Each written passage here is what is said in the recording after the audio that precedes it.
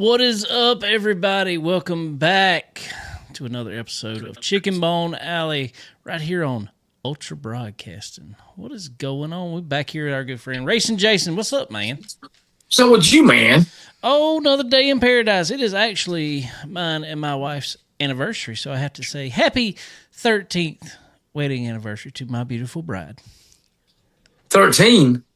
13 on April 13th. What's the number of your truck? 13.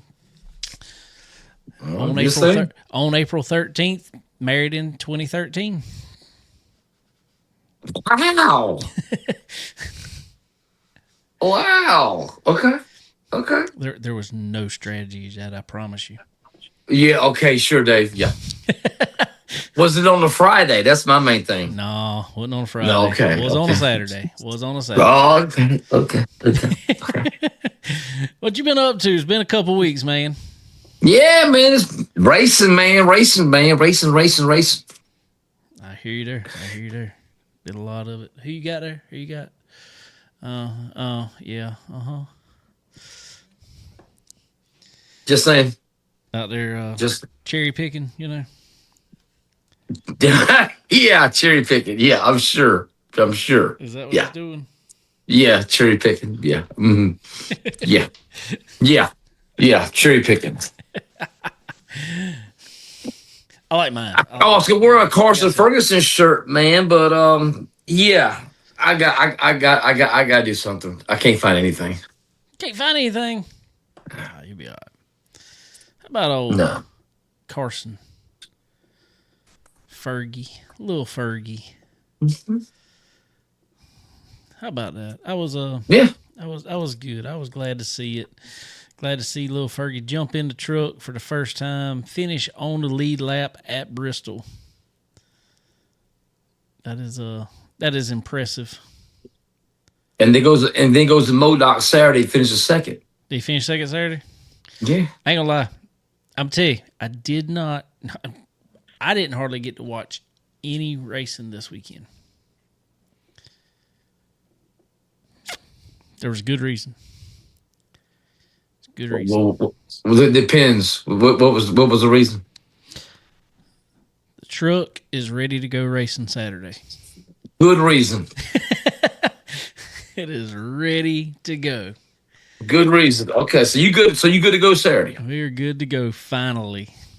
Okay. Speaking of good to go, he's always good to go. Our good friend, the El Capitan, Steve Zacharias. What's up? What's man? happening, everybody? How are you? Are you rested up from a weekend full of racing on Ultra Broadcasting? No, I'm not.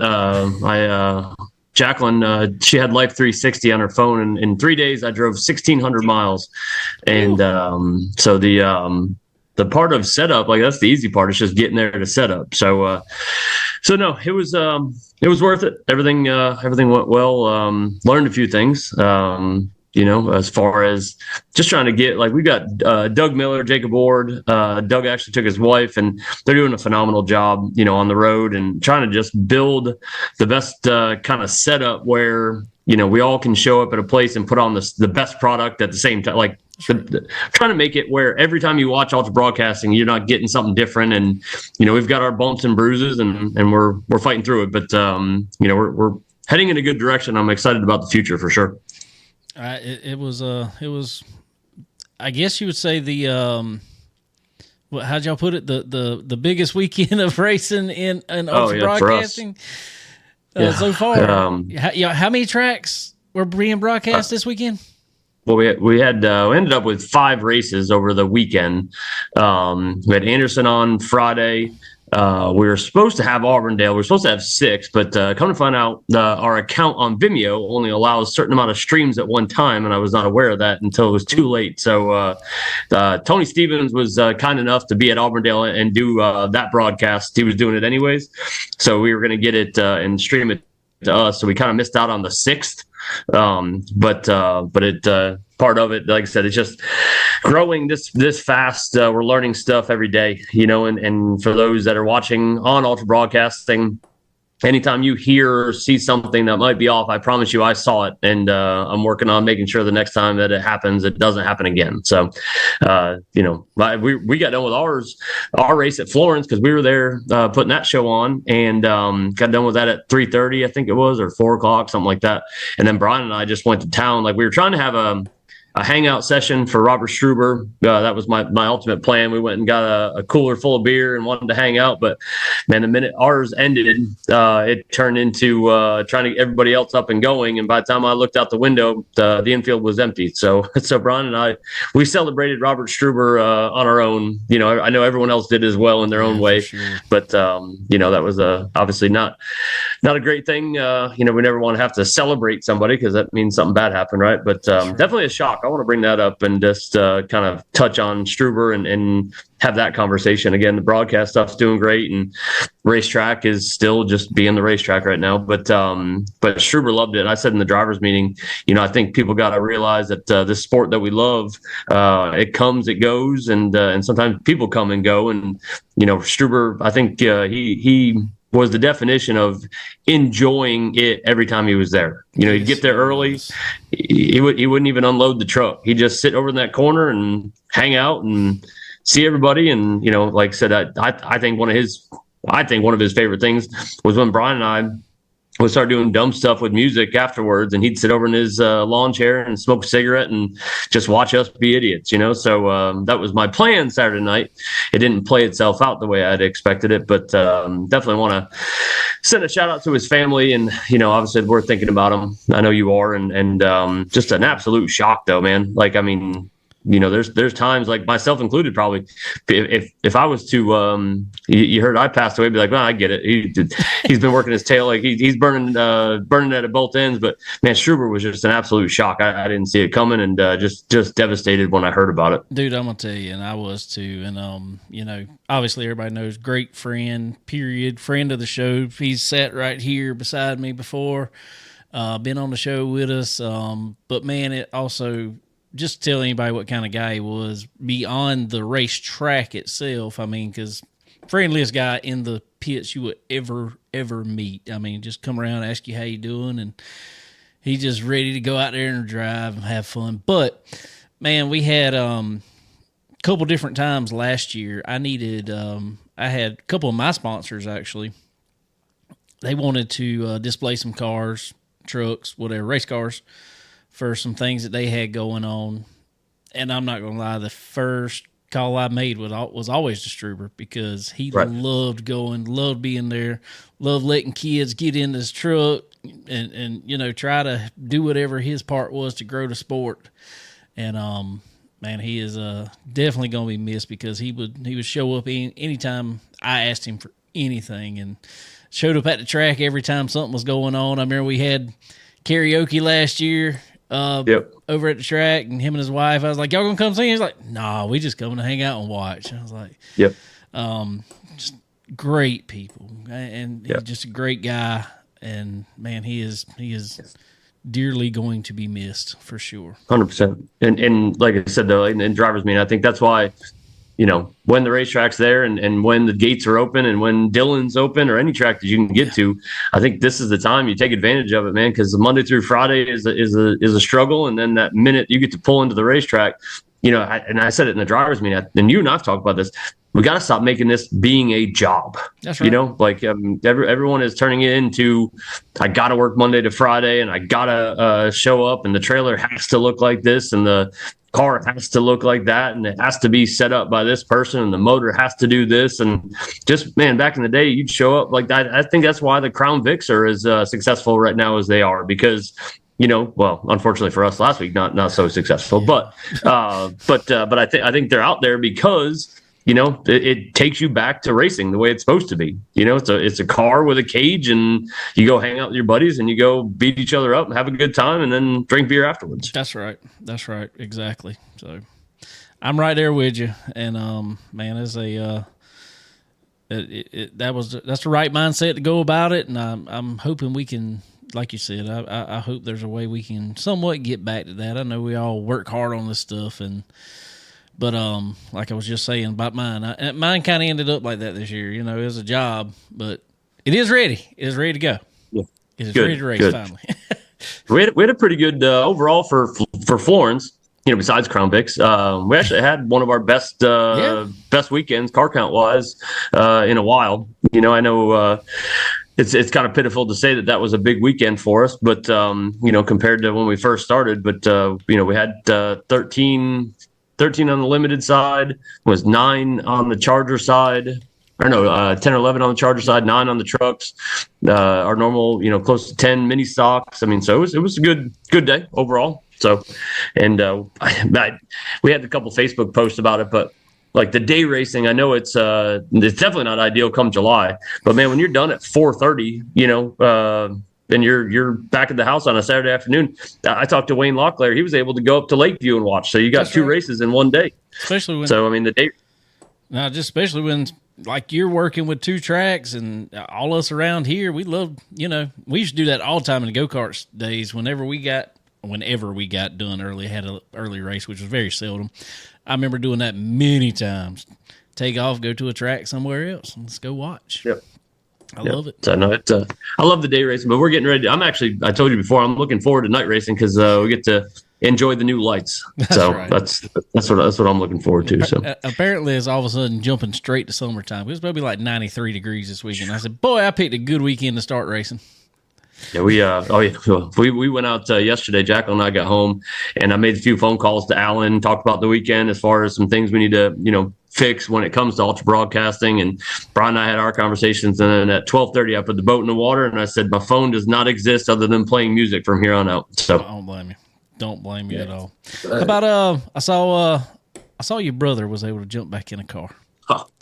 Yeah, but again, all this is thanks to Lucas Williams. Lucas has been kind enough to give us a race car, and the thing still, because Owen and Truett got into it 2 weeks ago or last race, and it wasn't bad. Like it didn't tear the car up too bad. It just knocked the duct work out, and and Lucas and I have been talking about getting it sent off, get a new body on it. So that's been my plan, is to start taking it apart and clean it up, and then start the process of getting a body on it.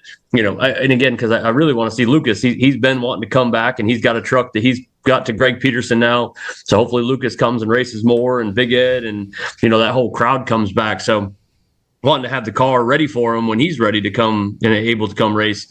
But yeah, so we just moved it from underneath the tech shed, put it behind the trailer, because I, unfortunately, and this is jokingly, but I told my brother, I said, put it behind the trailer. That way, at least it looks like we got a bunch of cars here. I want to at least make it appear like there's a full field. So then he came up. He's like, well, if you want me to just go ahead and start and park it, and that my brother hasn't driven a race car probably since. I couldn't even tell you if would have had to be if I had to guess, and he might be able to tell me I'm wrong, but it might have been the North-South Shootout race in 2004 when he ran a truck, the very first North-South Shootout race. Yeah. I think we had that truck, and then he may have kind of tinkered around with a few things, but very little to say the least. So he didn't care if the nose was off it, if the hood was on it. He just wanted to get in and make laps. So thankfully, like I said, Lucas was kind enough to let him go out. And it started off as he was just going to go start and park. And then if I buy tires, can I, maybe keep up with people? I'm like, said, you're more welcome to keep, like, it kept going. And he had a blast. I think enjoyed every bit of it. So, obviously having car count, but having the opportunity for family members to go out and have some fun, was enjoyable for me. So he's gonna be hooked again. He ain't gonna let Brody have all the fun. That's the problem. It's the problem with all of us. Hence, like my Martinsville problem. Like it's not a problem. It's called an addiction. Exactly. It's once you get it back in the bloodstream, you can't get it out. I've learned that the hard way. Exactly. Well, other than that, though, man, I watched, and man, there was some good racing over there as always. Brandon Johnson, seemingly going to try to win all the truck races this year. Yeah, that truck is on point right now, and obviously, Brandon's been a good driver, and he comes from a team that's on point with Robert Elliott and Matt, and even Grantham. I mean, look what Grantham's doing right now.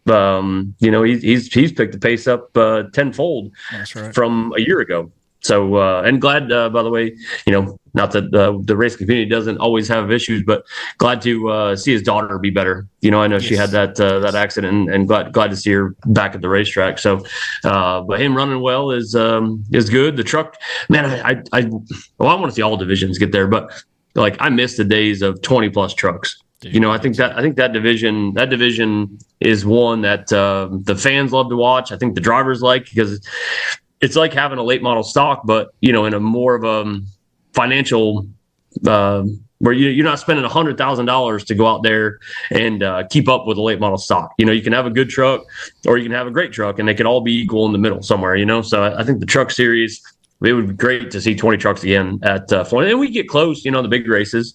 And at some point they're all out there. Like, it's not like the trucks just disappeared. Even, the 38, the one that I used to drive at the beach, got Wayne. He's been working on it and just finally got the fenders and nose for it. So I'm hoping to kind of put that back together and get Owen to make some laps because we got some things.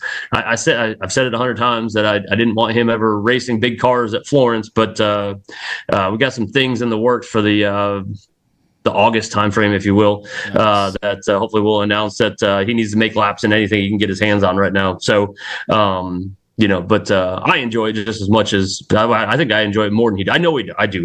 I enjoy, because I can be there. That was one of the things on big cars for me with him, was knowing he'd be somewhere else that I wasn't. Like that was kind of an issue for me. But as long as he doesn't do anything dumb at Florence, and then we'll be fine. So.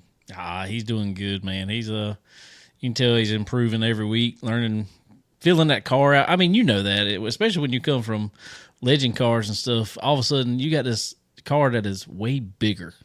It's not so much that the car handles just so much different. I mean, it handles different, but that's now not even the issue. And I jumped from legend cars to a big car, and that is the biggest thing for me. Is just the car is just so much bigger, and it's just learning where those corners are, learning how far you can run it out to the wall, stuff like that. And man, he's doing a jam up job at it, in my opinion. Yeah, I think for me, the thing he's going to need to learn is, like I told him yesterday, I said, when he's by himself, he needs to wander around the racetrack. Go see what it looks like at the top. Go, like, if you're going to be fifth or sixth, then go ahead and be fifth or sixth. Like, learning what happens when you roll it over on the right front, or you go all the way to the top, or you go in high and enter low. Like, don't just keep making laps. Like, go make different laps. So I think, but he learned that from the legend car with that car control, with the speed and the wheelbases and all that stuff, where he can manage tires way better than I ever thought about, because in my head, I'm going 100 miles an hour for 150 laps, if that's what it is, where that's why I'll be first for about 20 seconds and I'll be last for the rest of it. So, those are the things I think he's better at, or hopefully better at, than I know he's better at than I am, but that he learns, so when he's in big races and long races, tire management and car control are a big deal. That's right. All right, you mentioned it a minute ago. I guess we'll have to talk about it. Obviously, it was supposed to be double day and supposed to have Crown Vics even there. Didn't have a turnout on them. Did you get any feedback as to why? So Alan and I talked about it, just kind of while it was going on. Alan Dietz, and he's got the pulse of the nation, right, when it comes to dirt tracks and in other places. And Sumter was running and Lakeview were running Saturday. So two of the biggest places in the kind of the belly of Crown Vics were right there, and so we've had decent. We had one, and it was about 10, I think, showed up that day. The Crown Vics. So I mean, the first outing was promising. Looked like we had potential. I think we just got to do a look at it and really kind of dissect where other places are racing. It goes back to even late model stocks. We all can't run against each other. There's only so many cars trying to go to, you're splitting hairs at some point. So, we're not going to, I thought Lakeview would have been okay, but I didn't realize about Sumter, which I really don't know much about that track. I'm just now getting into the dirt world because of the broadcast stuff. But I don't know much about down there and who races there and all that stuff. But I thought the Lakeview one would have been pretty good because we raced early enough. I was hoping those guys would get twins with us, load their stuff up, head up to Lakeview, and get a third race in, in one day. So you can get 3 races in one car and have a great day, So, but it didn't work out like that. We're not going to quit on them just yet. We gave Thunder and Lightning their years and didn't get much out of it. So we might as well hang on to this one for a little while. That's right. I think there's plenty of stuff to. Let's go ahead and also address the elephant in the room about your text, because I'm all in on that. Well, I'm glad you're all in on it, Jason. I haven't even told you this. I haven't told anybody this, but Steve. I said I've got a cool race we can put up with Crown Vics. I'm thinking. By the way, I think it'd be a good July 4th, which we'll talk about it here. But a good July 4th, like fireworks, kind of like its own thing. To make it a celebration of, what is it, 250 years. So that's right. But it's going to be called Chicks and Vics. It's going to be a women's race. What do you think? I'm already in. Let's go, baby. What you think, Jason? I'm already in, man. Let's go, baby. This isn't a dating app, though. I'm just letting you know. But yeah, we do an all female race. It could be anywhere from 12 to as old as you want to be, and go out there in a Crown Vic. But you have to be, especially in the way of the world, you have to be at the. We're checking to make sure you're a legitimate female. It can't be. We cannot have males in this sport for that event. So you need to have original birth certificates. Yeah, I want to. We'll do DNA testing. I mean, whatever we got to do, we're checking to make sure it's actual females in the race car. So, but I think it'd be fun. Like back in the day, my mom, they had the wives races and the wives and the girlfriend races where they'd get in and go out there, and some of them were sideways and running 100 miles an hour, and some of them were running 12. So definitely interesting, and I think it'd be fun. It's going to happen. We're going to pull it off. I just time and date and lap count. There was a time that when I was racing go-karts, David, that we had a race where you'd take your shoes off, you'd put them in the middle of the infield, and have to go put your shoes on first before you could go get in your race car and then go make laps. And at this point, we did our corn dog thing last week. I'm open for anything, whatever might make this work. I'm all in. So how many corn dogs were given away? Well, unfortunately, it didn't draw the crowd, but there was a lot given away. But it didn't do what I was hoping for. I went to so I left. So not that everyone needs to know all this, but I left Wednesday. I went to Lakeview, set up the broadcast stuff. Did Lakeview on Wednesday. Came back to Florence. Spent the night at Florence. Then got up Thursday morning. Drove to Inverness, Florida. Set up Citrus County broadcast. Towed the trailer down there. Then I stayed at my in-laws' house, which is in Palm Coast, Thursday night. Went back to Inverness Friday morning, finished up a few things, left there at 10, went to Anderson, got to Anderson around 6:30 to check on them with their broadcast. And while I was there, I mean, the grandstands were packed as always, And so I happened to talk to the ticket lady as I was coming in, and I told her, I said, "Oh, good crowd." She goes, "Not really." I was like, "Come check my place out." It's like, but then I said to Scott too. I said, "You got a decent crowd tonight?" Yeah, it's down a little bit. I'm like, "Oh, I'll take half of this."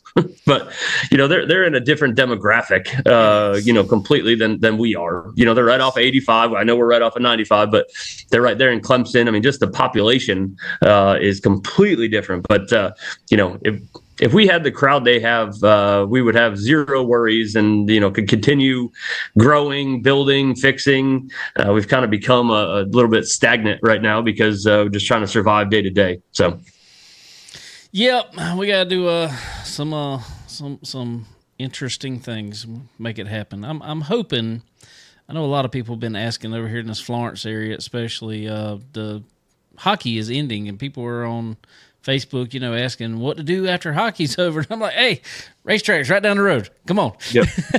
Yeah, and I said this to someone the other day. I don't mind. Like, I'd love to do all the fun and game stuff like hockey does and the Pelicans do. Like, bringing the dogs out and doing Easter egg hunts and bring the cars out every time and really just like draw to the crowd. I used to go when I was at Myrtle.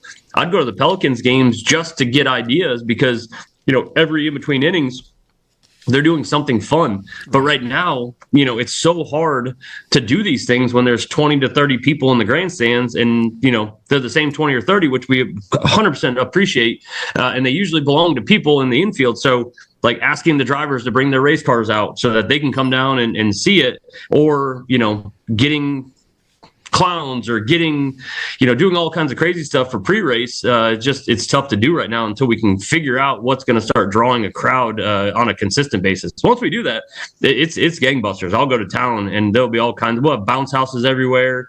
It'll be a good time. But right now, we've done we talked about on this show, we've done free to $20 and free corn dogs, and buy one and take off and do that. Like we've tried every magic trick in the book, and it's the same crowd every time, unfortunately. Car counts go up and down depending on the weather, but the grandstands, just unless Dale shows up, just does not change. Yep, I don't get it. I don't get it, and I don't know why. And I've tried to ask people why, and it's just I don't know. I think a lot of people have a misconception of around here anyway that they're going to get there and just go sit all evening.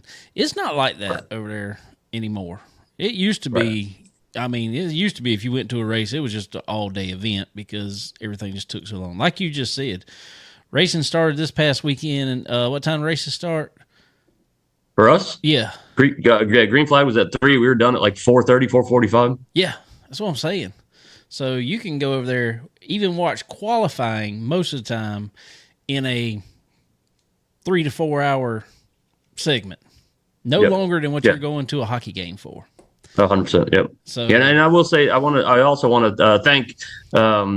I usually don't answer phone calls on Sundays, but I was glad to answer one yesterday. That Rafe Judd drives with Dennis Brown and all them with the legend cars. He called me yesterday and just wanted to say, I know you take a lot of beatings on social media, but just want to let you know that you put on a heck of a show and run a tight ship, and you and Brian do a great job. So it's always nice to finally hear people with positive things to say, because I'm telling you right now, and you know this, is that Brian and I don't quit trying to make the best show we can, and we try to find out how to make each division have something special to it, and we don't want the limited late models or late models to be the primary. We want everyone to be primary. That's right. And we want you to come in and have a good time whenever you're there. And it's a challenge. My mom and dad, I think the whole family work their tails off to make sure the bathrooms are clean. My mom, goes in there and cleans up the bathrooms and cleans up the concession stand and orders the food, and Tanya and them come in, and everyone that's there from start to finish. Billy, we all have the same mindset, is to make a good show to the point where they want to come back. I've said this on tap with Brian and I, is just saying, we're not telling you have to come back. We just want to make an experience that you want to come back. That's right. Because I can't force you to come race, but I want you to say when you go home, be like, that was a good time, I want to do it again. Because if what I can say for racers out there, and everybody goes to Florence, I've heard the same thing from. One thing, and this is the biggest thing, drivers, car owners, racers, anybody involved in the team wants more than anything, is they want a racetrack to be consistent. They don't want a track that makes rules on the fly. And I can tell you firsthand, Florence Motor Speedway is the most consistent I've ever seen in my life. As far as, rules, as far as especially the rule on bringing out a caution flag. If you're involved, go to the back. Don't matter who you are. Right. I've seen them put Dale Jr. to the back. I know that was the most hated thing in motorsports one weekend, but guess what? It was consistent. And I told you that story about when we put him to the rear, and we looked down and there was a kid crying. I'm talking sobbing underneath the tower because he was going to the back. But then he went off and did it again. Yeah. It's like, you didn't learn. Go to back again. Try it again. Oh, but anyway. Well, man, what all don't want to hang you on too long, but what all's coming up on Ultra this week? So working it out, it's kind of like as crazy as it's been. I know it's bad to say, but we know our schedule, but we kind of take week by week. So Brian's coming over tomorrow, go through, because like we put the post out about looking for help. That's one thing that obviously makes this tough. We're fortunate with having the whole family here to be able to kind of split up sometimes. They did Lakeview last week, I think it was. And then, we got Doug, myself, to be able to produce. But it's just being able to be in those places at the same time. So this week, we're hopefully going to be in Anderson on Friday. That one's still just kind of based on timing, but we're definitely going to be in Freedom Factory on Saturday. And then what else do we got? Lakeview on Saturday as well, I think. We have 3 races this week. Oh no, Southern National. I'm sorry. Yeah, Southern National is running this weekend, so we'll be in Southern National broadcasting. Definitely in Freedom Factory for their big pure stock event that they're having, and they got the Nationals. I'm sorry, pure stock race is the 25th at Citrus, but they got Nationals, their sportsman division or whatever going on. I saw the car count looks like it's above 30 in every division again. Ricky Brooks and that whole team, man, it seems like everywhere they go, they got full fields, and I was proud of what we did. Again, Doug is in his first year as a producer and doing events by himself. And so I went down and tried to set it up. And didn't know different than when you started doing this podcast. Every day you wake up and you turn your computer on, it's something different that might be there that, wasn't the same way you left it. So, Doug and his team did a good job the other day, but it's so. And I'm not trying to keep you with me here, but it's the little things that I actually enjoy. When I got there, like our shot we had was on the middle of the backstretch or on the front stretch. I'm sorry, like it was a platform. But I went up there the other day and I was looking. I was like, man, there's way too much fence in this shot. And so I was able to find a shot that had no fence in it for the camera, so that way when you're watching it on TV, you're getting the clearest vision of the race. And it was in turn 1, so you got a shot of the whole place, but as they came by, you got that cool shot of going past them, and then every time they passed them, you'd see the flames from the exhaust coming out when they were deceleration. And it's those little things that I've started to enjoy, like where I'm going to put a speed shot and trying to get the audio to be right. And I'm really working hard. Like I see Tony Stevens has got it dialed in now. I'm trying to figure out in-car cameras and trying to make it where I still like Mobile, we had a little bit of an issue with Nat Audio. We're working through that, but on some side of it, I hear people and they're like, "Oh, I can't hear the race cars," and part of me wants to tell them, if you want to hear the race cars, you know what you can do is go to the racetrack. They're like if you want to watch it at home, you might hear the announcer, and that's great. But if you want to actually hear the race cars, it's in the grandstand. So go support your racetracks, because without these people supporting racetracks, I can tell you they're just going to keep going away. I don't care how much the Greenville stuff wants to keep trying to save Greenville. If you don't have someone behind it with money that wants to, that people are showing up and supporting it weekly, not just while it's gone, because it seems like everyone wants to get behind the when it's gone part.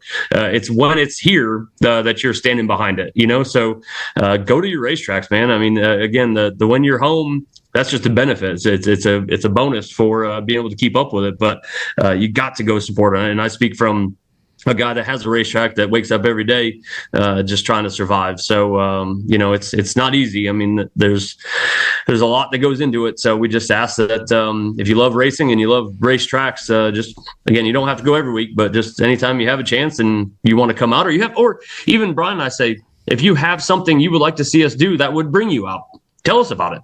Don't hide it, because when it's over and someone gets on social media, be like, well, if they would have just done this and they would have just done, well, say it now. Tell us what it is. We'll do it. I mean, like I said, I'm close to the corn dog thing. It's no joke. It came from Brian. I love the movie Semi-Pro, and it came from there. So if I got to fight a live bear, I'll fight a live bear. If we got to save the racetrack, I don't care. I'm gonna get a dunk booth out there. You got to sit in the dunk booth right on the front stretch. Again, I'm trying. That's how the broadcast stuff. People don't believe me, but the broadcast stuff is going on right now. It was built to save Florence Motor Speedway, and it is doing the best it can, and it's doing a great job of it. Because I can tell you right now, if it wasn't for that and some help from behind the scenes, it could be long gone about a year ago. So, the broadcast stuff is doing what it needs. It just needs to keep digging. I need to keep growing it. And then I need a little bit of help at the Florence side just to get to the point that, again, I'm not trying to be a millionaire. I just want to have 2 places that I don't have to worry about, how am I going to pay the bills by morning? So That's right. Well, like you just said, you cannot smell race fuel and smell those burning tires when they do them donuts on the front stretch on TV. So, much as I love ultra broadcasting, need to get in the seats. Oh, that's the same way. So I said, I started ultra broadcasting just so people could come to Florence Motor Speedway. So right. I hope you enjoy both of them. And in Southern National, I mean, Mike and them, every racetrack that I've been to and all the people that I know that are running racetracks are doing it for the same reason, the love of the sport. That's right. You know, so Mike keeps building his, and you know, he's got a great business that he doesn't need to be doing that. That's you know, right. Like he just does it because he wants to. And at some point, I mean, unfortunately, if we all decided we just don't want to, then what happens to the rest of us? You know, like what happens to the racing world? So it is what it is. But it's definitely a challenge. But I just ask everyone to keep supporting both ultra broadcasting if you can't make it, and if you can make it, please join us at Florence Motor Speedway. Look, I'll tell you, the best thing to do: bring your phone, come sit in the stands at Florence Motor Speedway, and have your phone on ultra broadcasting, watching Lakeview or Auburndale or wherever. Last week was a lot. That was definitely a challenge. Trying to make all that happen on a. I keep telling everybody I'm trying to produce or put on productions like you're watching NASCAR, but I'm doing it on an Amazon budget. So so I'm giving you the best I can, and I can promise you I'm putting the work in to deserve it. So for sure, brother. Well, we appreciate everything you do for sure. And we're definitely ready to see what all's coming in the future. Next race for Florence Motor Speedway is in 2 weeks now. 25th. Yep. 25th. That's the date. So everybody be ready to come on out and check out everything on Ultra Broadcasting this week for sure. So many some new shows on there, new podcasts that we haven't talked about yet. Tell us a little bit about those while you're here. So there's a couple more coming back, or a couple coming, but the one that kind of showed up. So obviously Alan's doing his No Bull show. We've added you to the platform, which thank you for being a part of it, because obviously we're trying to give everyone that's got ultra broadcasting, even if it's not racing season and there's nothing on TV, there's something on ultra broadcasting. Right. So we ended up falling into meeting Randy the Plumber with Mobile, Alabama. He's actually he's the infield announcer. So he started a podcast with his brother that's going to start coming out, and he really, like, we're kind of in the infancy of it. He's starting to he's not really promoting it just yet, but he's got one out there right now. I think he calls it Surprise Son, where he shows up randomly to someone's shop and films it and hangs out with the teams there in the Alabama area. But he's going to do a lot more. He's super excited about being a part of Ultra Broadcasting, and I think the fun thing for Ultra Broadcasting is, again, no offense to the Flow Sports, but they've gotten so big, they don't need you and I. Like they're above us. Where I think Ultra Broadcasting will always be, as it's listed, for the racers, by the racers, and I think that's where he got excited about it and wants to see it grow, because he sees the potential of what we're trying to do. And if we have the same, like-minded people building this product, I think the future is endless. I mean, I think you can see some big stuff. Got some other stuff going on. I know old Boo Carlisle, he's excited about getting back out there and doing some stuff. He's got one that he's working on. Yeah. So hopefully he's going to get back out there. I think we've got another one that might end up on there. So at some point we might not just be Ultra Broadcasting. We might be Ultra Podcasting. We might have to start our own, start a whole another branch. That works. That works. Whatever. Speaking of Boo, I just want to know, and I'm on it too, and I've fooled Jason with it many times. What is this? I hear about the Suno stuff. Oh, geez. Don't even get me started. I spend most of my day now. If you could have stayed around on Saturday, have you made any songs yet? Oh God, yes. Yes, so many. Has he? I looked today. I've got 115 songs in my. Dude, really? So make sure if he's not watching now, make sure you text Brian, because Voss he's building them, not me.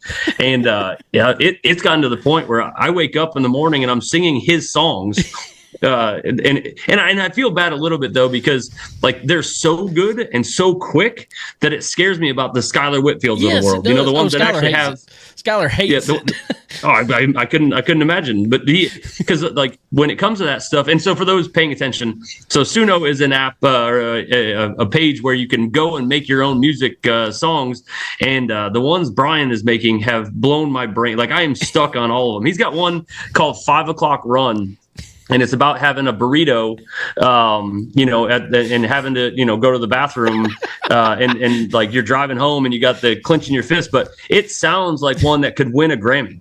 Like if you listen to the words, you're like, all right, that's kind of funny. But if you listen to the song, you're like, that's a badass song. It's like, and then he told it at one point, like the one song is called what the heck's it called? Or the Tunnel at the Edge of Town, and but it is so good. And he told it to play saxophone. This saxophone solo at the end is mind blowing, rivaling Kenny G out there. Wow. He helped me on that. So that road or that drive coming home from so after I got Florida to Anderson coming home, I was on the phone and I'm like, dude, this last couple hours is starting to get tough. And he started just spitting songs at me. He's like, try this one. So I just kept listening to new songs, and I was like, all right, I'm home. Never mind. I'm good now. Just letting you know, there is a Racing Jason song on there. Oh, is there? So the one thing I don't know, because Brian and I have talked about, because I just got done making a karaoke version, like with the words on it in like a background video. Yeah. It's called Everyone Wants Her. It's a song Brian had. It's amazing. But can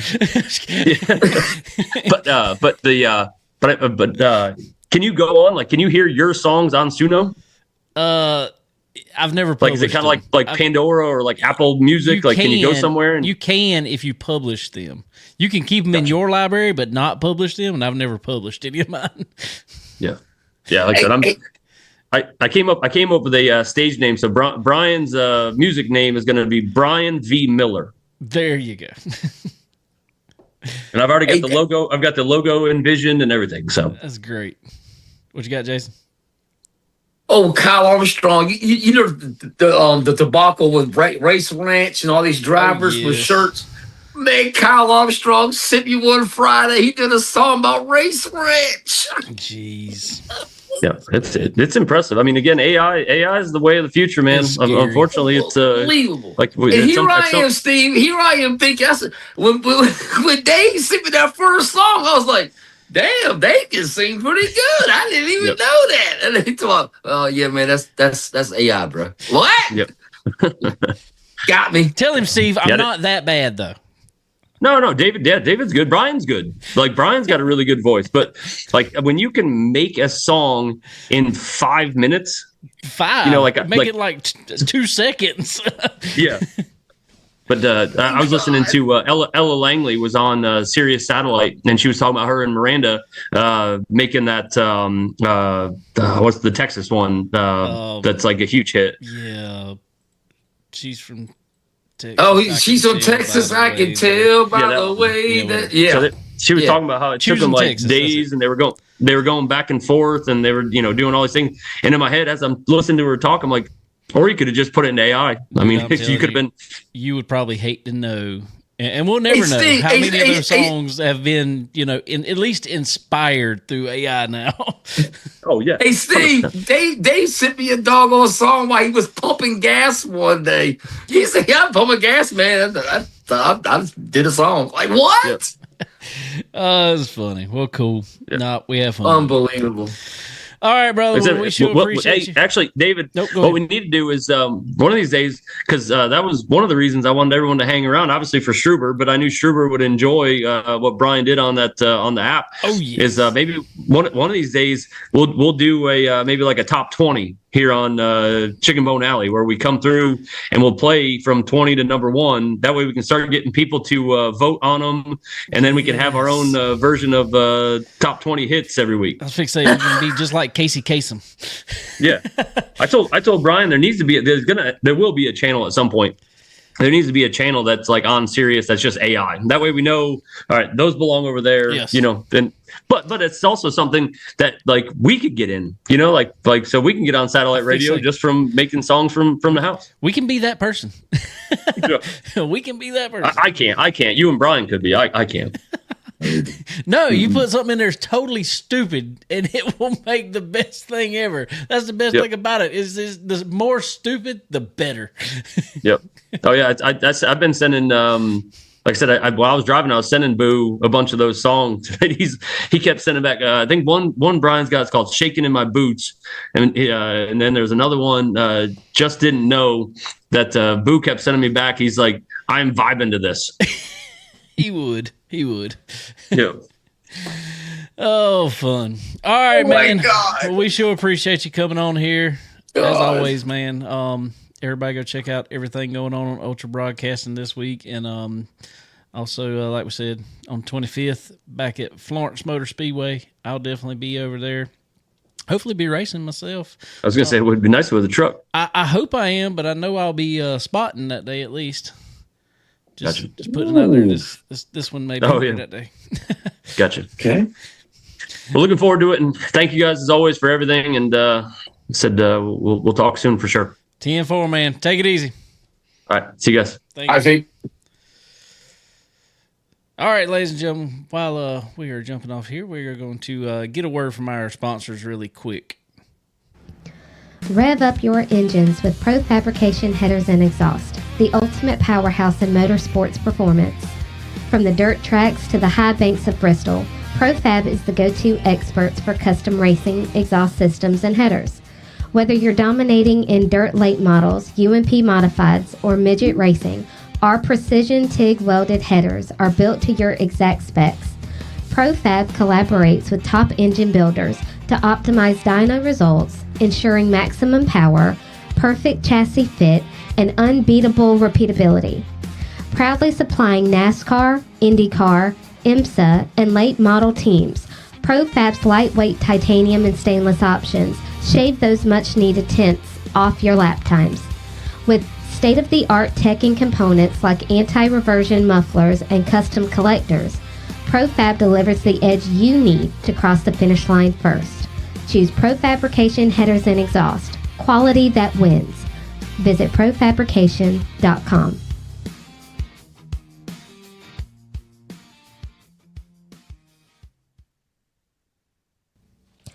Chicken Bone Alley is brought to you by SRI Performance. They are your one-stop shop for all things racing. Do you need performance parts? Look no further. They offer a wide range of high-performance parts for various types of racing, including stock car racing, dirt racing, and more. SRI Performance also has the most knowledgeable employees in the industry. If you're looking for that hard-to-find part, they've got it. And if you're wondering how to make it work on your car, they know it. Check them out online at www.sriperformance.com. And when you do, don't forget to use the promo code CBONE10. That's C as in chicken, BONE10, and get 10% off at checkout. Tired of leaving performance on the table? Ready to dominate the track? For decades, Earl Ramey Racing Engines has been the secret weapon of champions. We don't just build engines. We craft precision, engineered powerhouses designed for one thing: victory. From meticulous machining to expert assembly, every Earl Ramey engine is built with uncompromising quality and a passion for speed. We understand the demands of racing, and we deliver the reliability and raw power you need to cross the finish line first. Whether you're tearing up the asphalt or conquering the dirt, Earl Ramey Racing Engines provides the competitive edge you've been searching for. Don't just race, conquer. Contact Earl Ramey Racing Engines today and let us build your winning machine. Stock Car Steel and Aluminum is a full-line steel service center stocking thousands of sizes, shapes, grades, and types of metals and plastic. If you need it, they have it. And if not, they work fast to find what you need and get it to you. Stock Car Steel and Aluminum also has the ability to cut orders to your specifications as requested. Their dedicated team not only brings many years of experience to the table, but they are always ready and willing to lend a hand with anything you may need. Stock Car Steel and Aluminum. Your material needs are covered here.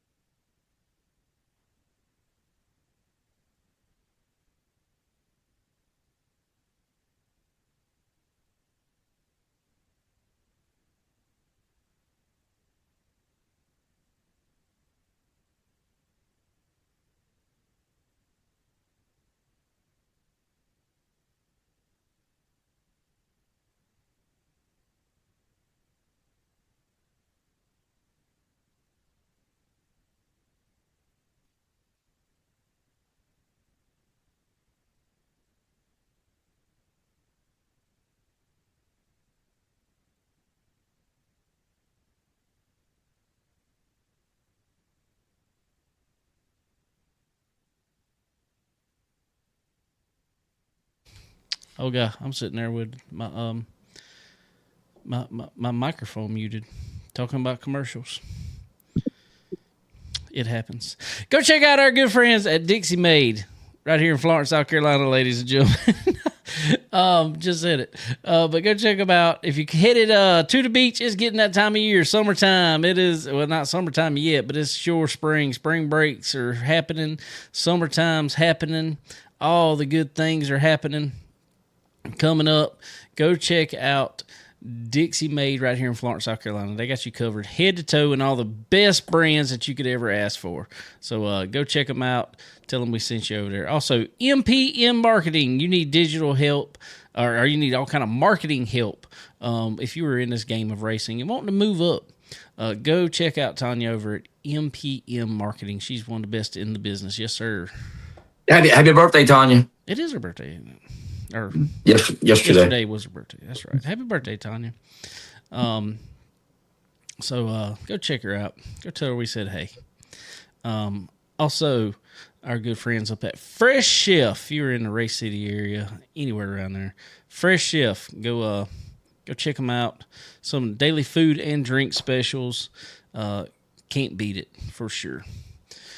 All right, we're going to try to go through some stuff a little quick tonight. Like I said, it is my anniversary, so I'm going to try to get out of here a little sooner tonight. And like I said, unfortunately, I went back and looked over some highlights of some races, but I really did not get to watch anything because I literally, up until I hit play on this thing this afternoon, I was outside messing with the truck, trying to find stuff for the truck there. So, well, good. Getting some few things finished up on it. But for the most part, it is ready to race. So we're good to go. Like I said, we just talked about Florence Motor Speedway. Casey Kelly took home the win in limited late models. Lil Ricky Lottlear won the Chargers. Brandon Johnson won trucks. I'm trying to remember. Kevin Jackson won 4 cylinders. And I can't remember other than that what else there was. There's Legend Cars and Bandoleros. Brody Zacharias won Bandoleros. I think Ryan Zima won Legend Cars. And I think that was it. Okay. I did good. Yeah. So beyond that, we had some racing. We talked about it real quick. Let's touch on it. Before we started with Steve there, Carson Ferguson made his Truck Series debut in the Colleague Ram truck. Quite impressed myself. To be able to stay on the lead lap on a track like Bristol is a feat in itself, especially for your debut. Obviously, yes, it is his first race on in a truck. But I don't want anybody to ever think that Carson is coming in fresh and a slouch on asphalt though. Well, that's concrete, but you know what I mean. Oh yeah, okay. I see what you did there. Well, regardless, I don't because Carson. If people didn't pick this up from the show, Carson was really, really, really good in Legend Cars. Very good. Really good. I mean, he was the man for years in Legend Car. And then he went the dirt route. So I don't want anybody to ever think he's a slouch in this and coming in just completely green. Because, man, if he got out there in a truck for the first time, very limited practice. What, they get an hour practice, maybe? That's all he's ran a truck. That, qualifying, race. That's it. They can't test. Mm-hmm. And the man brought it home 21st, I want to say it was. First. On the lead lap. Quite impressed. Yes. So Wheelman. He is a wheelman. I think he deserves more. I'm not trying to talk junk about Minnie Tyrell by no means. But to me, yes, Minnie outran him the other night. Minnie's been in the truck the whole year. He should have outran him. Man, I think he looked better in his debut than Minnie has really all season. And like I said, not talking junk about Minnie by no means. But I just calling a spade here. and then goes to Modoc Saturday, finishes second in 6:04. Exactly.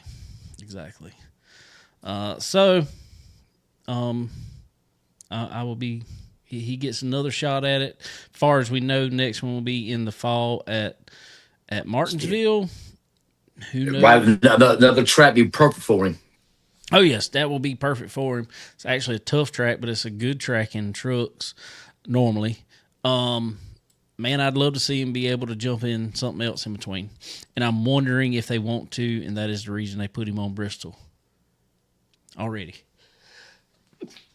Because you have to basically, get approved for these races.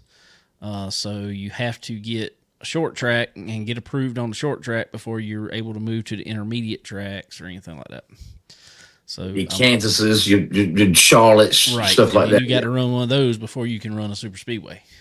Yep. Unless you do it in ARCA, or run like the test in ARCA. Shh. You hear that? What's that? Oh, what's that? Doors are knocking. Doors are knocking for Carson. I'm glad. Our good friend Andrew Garris was up there with him during the truck race, hanging out the whole time. Was he? Yeah. Awesome. So, I hope to see him get something. Not that being at Paler Motorsports isn't a good ride, because that's one of the best you could get, in my opinion. But I hope to see him, whatever he wants to do. If he wants to go the big time asphalt racing, Jason will cry. But man, that's obviously, we all know that's where you can make the money at. Make a absolute career out of being a race car driver. Not saying you can't on the dirt side, but you got to beg a little more on the dirt side. Yeah. So I don't know, but so that was I'm trying to remember who won that race. Christopher Bell won it. Bell. Yeah, he won it for Stuart Friesen in one of Stuart Friesen's truck.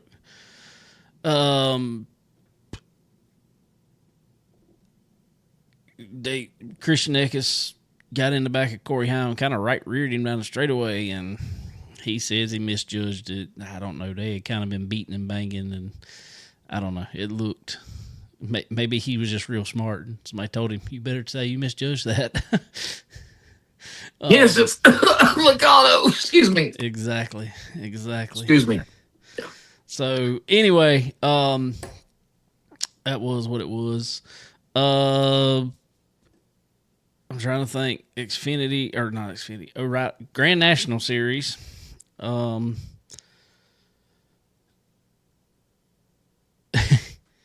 don't know who won. I have no idea. Connor Zilisch. Oh, that's right. Kyle Larson led most of it. They had a late race restart. Connor Zilisch did not go in and get tires. This is where it needs to tell you. Did not go in and get tires. Had 70-lap old tires and outrun Kyle Larson with brand new tires. I think there's a tire issue. I think they tried to overcompensate for the tire issues that were going on at Bristol. And I hate it. Yeah. Did the same thing from what I saw yesterday. A man that Jason told me was a bad pick a few weeks back won at Bristol. At Phoenix. I will have to say real quick that, oh man, I got to pull them back up. Our picks that we picked this past week, or the last time we were on,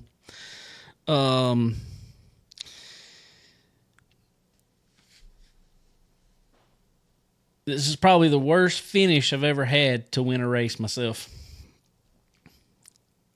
Noah Gragson finished 26th. God, nobody. And I took the win. Christopher Who Bell. did I pick, Dave? Christopher Bell is who you picked. That's right. Finished 27th. Hit the wall. Hey. And Connor had picked. Who did Connor pick? Josh Berry. Josh Berry. He finished 32nd. Wow. So, Wow. In saying that, That was attrition there, Dave. Attrition. I'm telling you, boy. We'll pull up our season standings real quick. Connor's boy. still in the lead with 18 points. Guess what? Me and you were tied again with 15. Again. We finished literally one spot different from each other again. I'm going to have to, I'm going to let everybody down real quick. Not that everybody really cares. We're going to make our picks a little later in the week because I honestly forgot to text Connor and get his picks for this week. And he goes first. So we'll have the group text and we'll get the picks for this week. Where we at? We are going to we are going to Kansas. That's right. I was right. Kansas? Okay. Going to Kansas. Okay. Real quick, I do have to bring it up. Rockingham was last week. We didn't have a show last week. So they had trucks, Grand National, and ARCA at Rockingham on Easter weekend, Friday and Saturday. Man, some really good races. A lot of talk about it, though, because Cletus McFarland, or Garrett Mitchell, everybody knows him as Cletus McFarland, was in the ARCA race, and he was in the Grand National race. Finished fourth in the ARCA race. I mean, good job. Good job. I'm glad he's getting around. He's in a good enough ride that he's getting enough seat time that he should be getting better finishes in ARCA. He should be getting better finishes in ARCA. Well, their plan was they had a multi-race deal, and I can't remember. He loves running the big speedways. Wants to run Daytona, wants to run Talladega because he can just go flat out and go. Well, the man spun out once on his own, I think. He said he wrecked about 5 times, but just didn't completely wreck. So I don't know. But NASCAR came down and said he is not approved to run Talladega in the O'Reilly Series. He can run it in the trucks, but not in the O'Reilly Series. They said he needed more time in the trucks. Do you think... All right, this is my question about that really quick. Do you think that they done that just because there's been a lot said? They talked about it on the other podcast, Door Bumper Clear, a lot. It was talked about a lot. Freddie Kraft, Tommy Baldwin had a lot to say about it, saying he didn't need to be there yet. I don't disagree with him. I think he needed more seat time, personally. But do you think that they didn't let him do it because of the outcry or the actual results? I think it's probably more. I think it's more outcry. I do too. When you bring attention to something like that, NASCAR's gonna look at it with a magnifying glass or a microscope. If you wouldn't talk about it, you probably would let him race. But you got to make it a doggone thing where NASCAR open their eyes up and say, "Oh, wait a minute now. What we talking about here? McFarland, let's do some research here." Okay, blah, blah, blah, blah, blah, blah. Well, I don't have a problem with him being there. I think he's one of the best things for the sport, personally. Yeah, me too. Mm-hmm. I think NASCAR should have went to him and been like, "Hey, let's see what we can do. If we need to help you out with sponsorship, tying you with sponsors." Mm-hmm. To run the entire ARCA season, because ARCA needs a boost.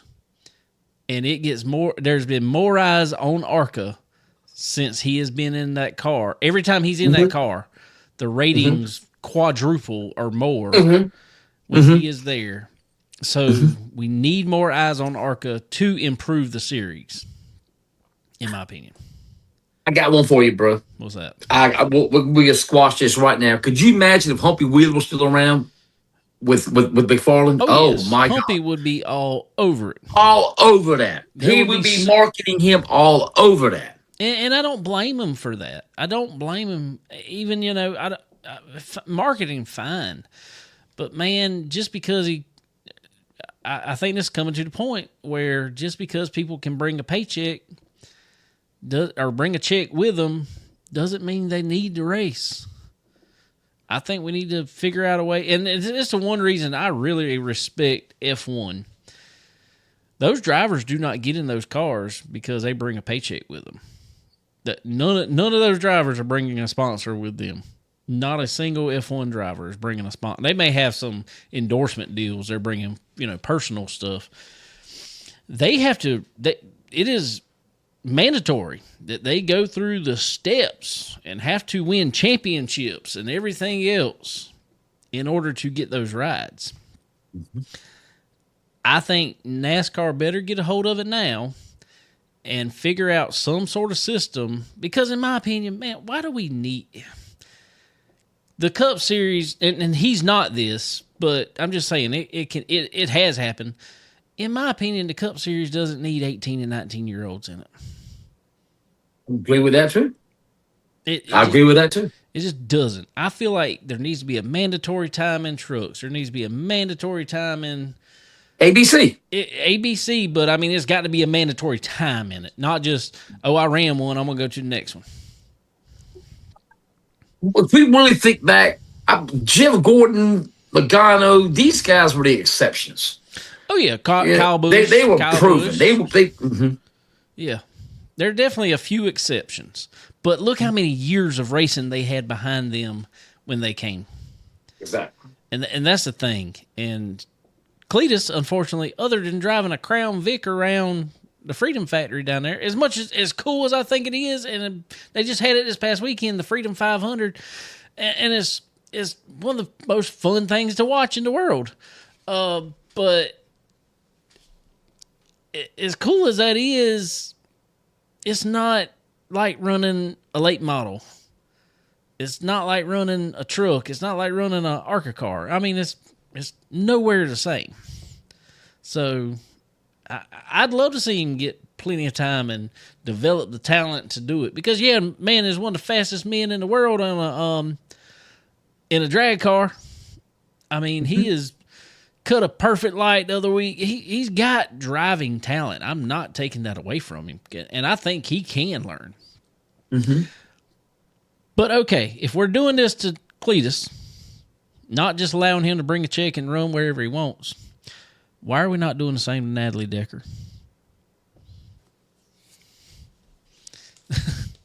Because she's not a hot blonde. He's not a hot blonde. I don't care. She is bringing nothing good to the sport.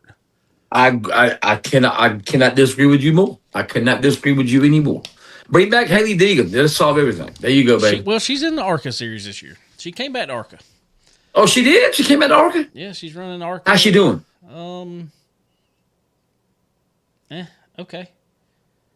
I mean, she was running the ARCA West, I think. Oh, that don't count. ARCA West, so. That don't count. I mean, there's good cars there, but that's not okay. She might be running some East and West stuff, maybe. I don't know, but she's not running national. She's not running national.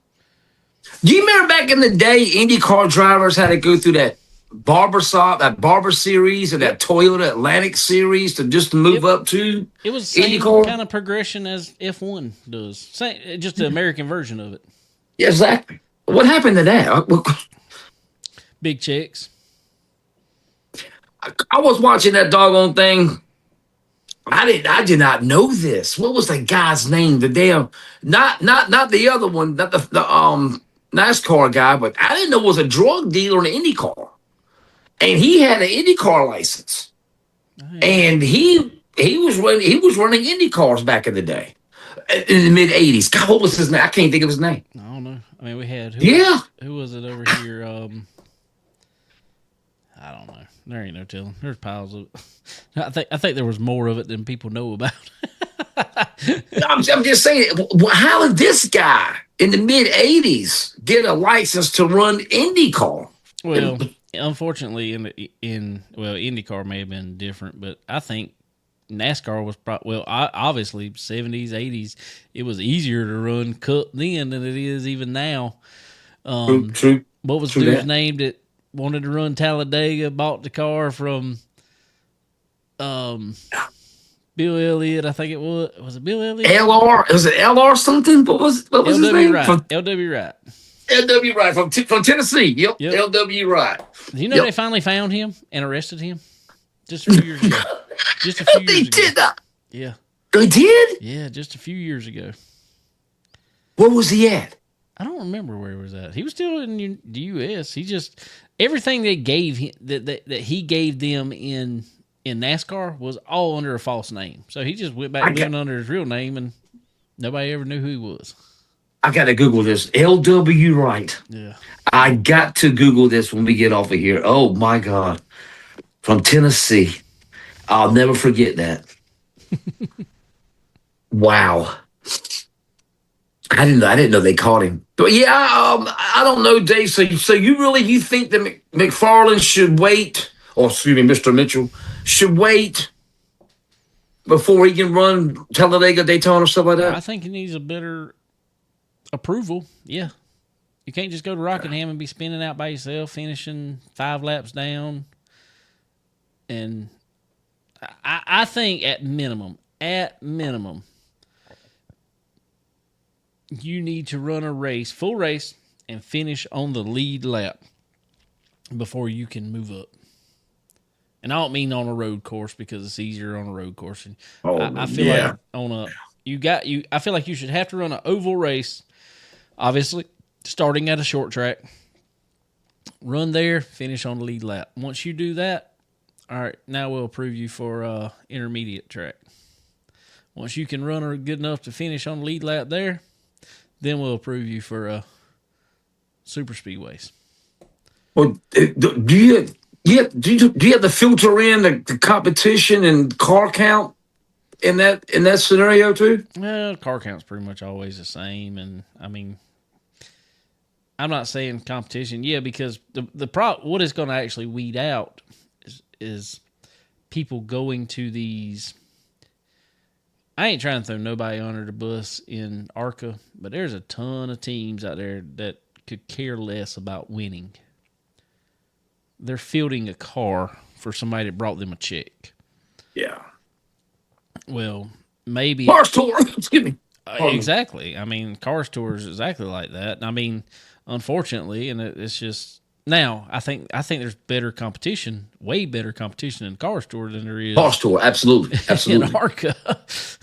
Absolutely. I think there's better competition in many things than there is in ARCA. Now top 5, top 6 cars in ARCA, national side, they're great. Beyond that, they're nothing. I mean, that East-West, they're literally just out there filling a spot. So I don't know. Agreed. I think maybe that would get rid of some of that though. Agreed. Agreed. So anyway, I guess that covers kind of the asphalt side. What you got on the dirt side, sir?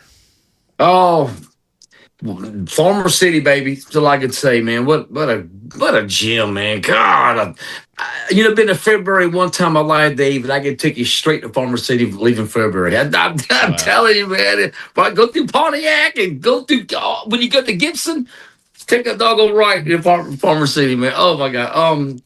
Pace and Jim, man. Hoffman and Pierce, man. What do you think the points difference between Hoffman and Pierce is right now? I have not looked at it, so I have no clue. I'd say it's probably pretty tight, though. I'd say probably within 20 points. 2. Wow. Tighter than I thought. Yes. I'm glad. I'm a little bit surprised. I mean, I'm not totally surprised because we knew Nick Hoffman had a pretty good program, and he's been getting better and better. But I am glad Hoffman is up there giving Pierce good competition. Me too, bro. Me too. This is what I've been dreaming about this for the last 10 years, Dave. Somebody please give back Pierce a battle, and man, we're getting it. Here's what's really surprising. T-Mac's third in points, 139 back. Wow. See, that is what I was telling you at the first of the year. Now, Hoffman is way closer than I thought, so I was wrong on second place not being close, or just leader running off. But this is what I was talking about at the first year, that beyond Hoffman, maybe, I don't think there's a ton of competition in the World Outlaws right now. I'm not saying somebody might not step up and get better, but do you think anybody's going to come from that far back and beat them for points? No. And look how early we are in the season. Yeah, it's over. There's no consistent. I'm not saying there's not consistent competition or not competition at any given track. There's just not consistent competition. Unfortunately. Well, you think it's consistent competition for them to be so far back? What I'm saying is, do you think, T-Mac's 139 points in third place, but is it because the competition is so good, they're racing among themselves? Or is having a couple bad nights where flat tires finishes 20th? You can put that in there, but, man, most of that stuff, unfortunately, you make on your own. Flat tire, you don't necessarily always make on your own, but beyond that, man, I don't know. Let's look at T-Mac. How many? I doubt you have the statistic in front of you, but how many top fives he got this year? What would you? Just a roundabout. What would you say?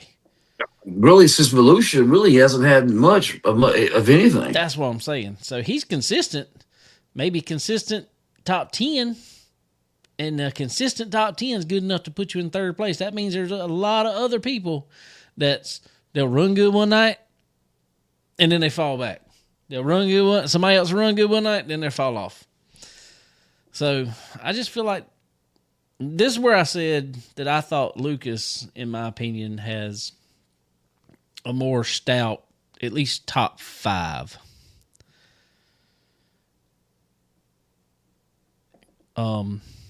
Yeah. 5th is 170 points back. Lucas Oil. So, okay. James Hunter just told us that. Lucas Oil 5th place is 170 points back. Lucas 5th is? Yep. Turbo's 5th in points and War of Outlaws 173, yeah. Yeah. It's about the same. That's about the same, but I don't know what the if anybody can tell us real quick, what is the top 4? What is point spread in top 4 at Lucas? I'd like to know that too. I had it written down in Lucas. They ain't racing the last couple of weeks. Right, that's why I don't have Lucas down. So, but I know one thing though, Dave. I know. Guess who's going to Dagan next week? Not One Daga. week after. Not Daga. Not that Daga. I know. The other one. The one that counts, really, Dave. The The across the street one. Across the street one. Like Cody Edmonton said last year, man. Oh my God, that was so funny. Hey Cody, I heard there's a rumor going around. There's a dirt track across the street for the big NASCAR track. No, there's a NASCAR track next to the big dirt track. Oh my God, I love it. You know what I always thought would be funny at those weekend right there. What I always thought would be funny, and Mike would be pretty cool because we don't have a whole lot of it. There is some, but there ain't a whole lot of it. Like the ones that are affiliated or, right across the street from a cup track or something like that. Make it obviously smaller, but make it the same general shape as the cup track. Like Charlotte. Dog leg. Exactly, like Charlotte. That would be awesome. Yeah. It would be unique. It'd be awesome. Well, that's the way. What was it? What was the dirt track? Well, it was asphalt for a while. Then it went back to dirt. Then back to asphalt. Freddie Queer ran on in Charlotte. What was the name of that track, Dave? I can't remember. Oh, Concord. Yep. Yeah, Concord Motorsports Park. Triangle. Had a dog leg. Well, not really a dog leg. That was a triangle. Yeah, that too. Yeah, you're right. Pittsburgh. Yeah, you're right. RTJ is 100 back. Overton 95. I'm sorry, wait a minute. Okay, let's go from Huddy is 15 points back. Overton's 95. RTJ's 100 back. Wow.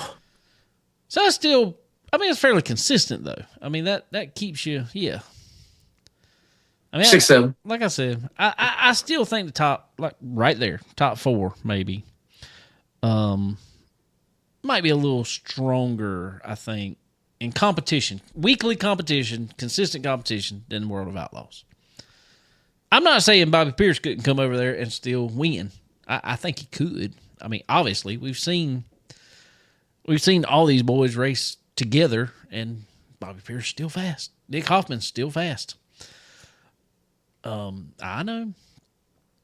I love I love everybody. I'm just messing with you, man. I love Nick too, man. Nick, he's freaking awesome. Hoodie comments that Hoodie probably would be leading World Outlaws. That is a possibility. In the 6 car, maybe, but not the 71. Come on, man. Yeah. I'm just saying. Come on, bro. Hoodie over. I don't know. I think he'd be good competition. Oh God, could you? Oh man, come on, Hoodie, come to the side. Come to the side. Could you? I'm just. I said this before. How much are they paying him? How much are they paying him to keep him over there? I have no idea, bro. I don't know.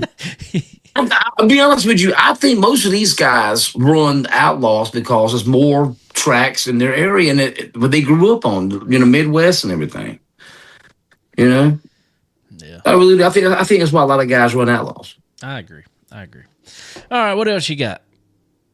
Dave, let's cut it short, man. I know you ready to get the hell out of here. Let's cut it short. You good? You good? Did you go to Sumter this past weekend? No, I didn't go to Sumter. You didn't go to Sumter? You had to work? No. You just didn't go to Sumter? Yeah. Something happened. I'll have to tell you about it. Okay. Okay. How was racing at Sumter? Did you hear anything about it? See anything about it? 16 cars showed up. I mean, I'm gonna get into this tomorrow night, Dave. We don't have time to get into this tour right now, man. But I just want to say right now, but I believe the Super Late Motor Racing in this part of the country is on life support. I think it's doing the same thing as late model stock racing on asphalt. I think it's too much to maintain the top tier car.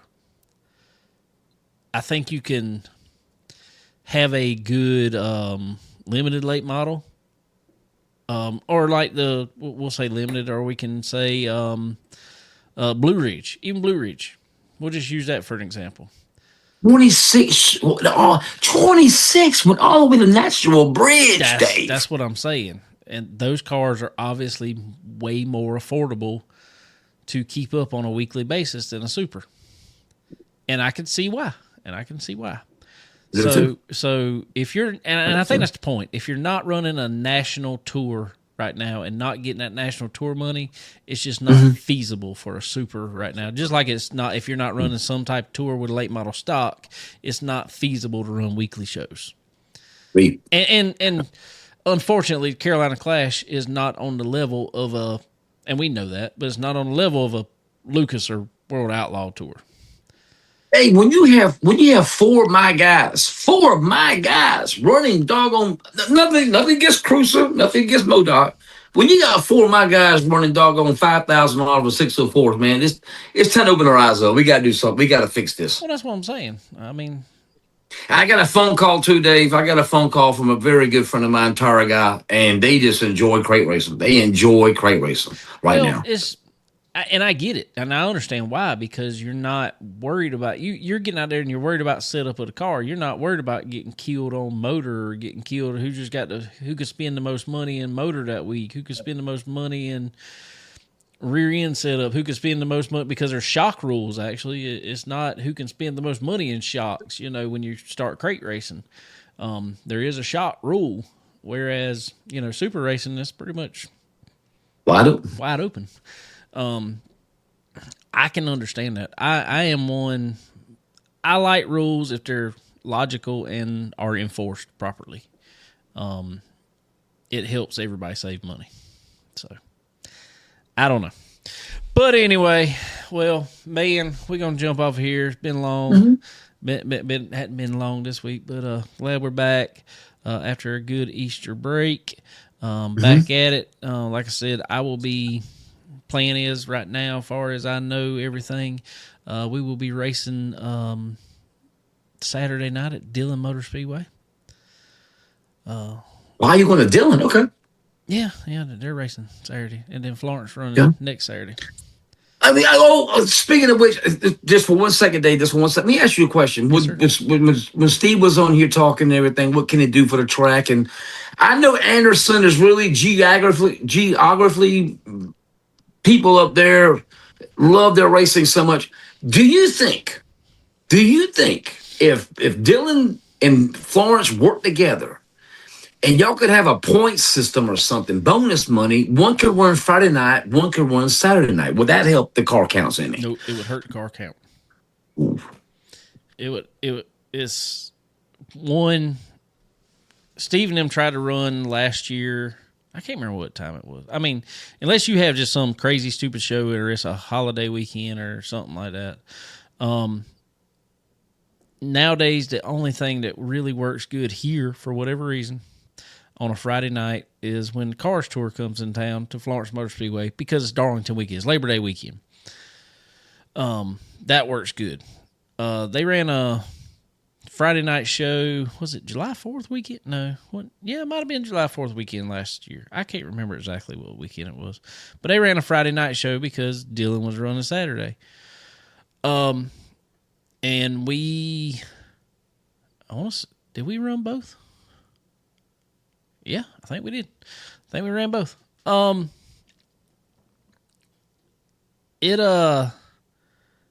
We end up having terrible car count. And all it is, it's not that people won't show up. It's just everybody's working anymore. I mean, as far as the guys that are coming, the weekly racer guys that aren't the big late model teams that are, that is their job. Everybody's just working. I mean, I took off that day or like a half a day or something like that to go race that day. And it's hard for people to do. And it's too much. We did it, but especially in the hot months, it's too much to race 2 times a weekend for us. It's not used to. I mean, yeah, we can do it. Don't get me wrong, and there's a lot of us that would. I mean, but it's rough. I feel like, and I know this for a fact. Everybody knows it. I mean, a dirt car don't have a windshield. Yeah, they got a little windscreen to knock dirt up over, but a dirt car, I promise you, I've been in them, is a whole lot cooler than a asphalt car inside. And like these trucks, they run like 120, 130 degrees inside. It's just rough. And your cocoon is so tight, you don't have that much wind force going inside. No. I put vents in. I put like a vent with a hose in mine because last race we ran, I didn't have anything in it. It was the first one we ran in it, and I didn't have anything. A little bit of smoke got in the cockpit, and it just would not leave. It was just like, because of the way the windows are made, it kept it in there. Didn't blow out. No. So no ventilation. No. So it's, wow. But I'm just saying. I mean, so we got that problem. Little stuff like that fixed. But I don't know, man. Yes, I do think. I think 100%. Me and Steve have talked about it. I think if Florence and Dylan could work, and they do work together on the aspect of they will not race over top of each other.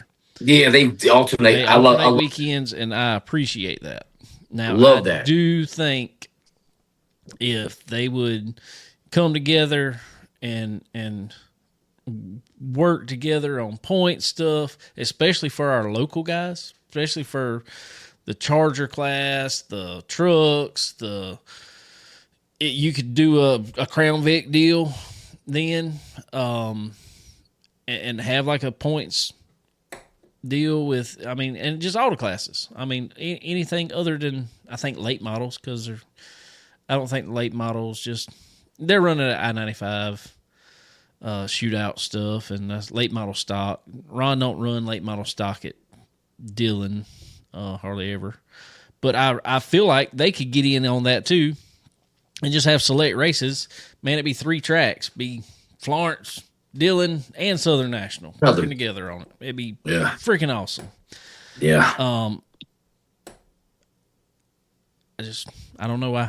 Don't know why. Hopefully they can work together on some of that Me stuff. too, bro. I know me and Steve's talked about it, and Steve would love to.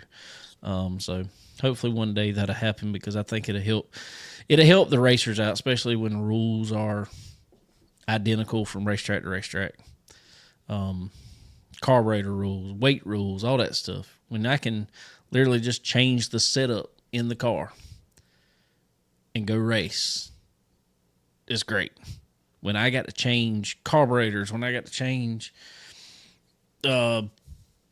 pull weight or add weight or, something like that. That's just it's too much. So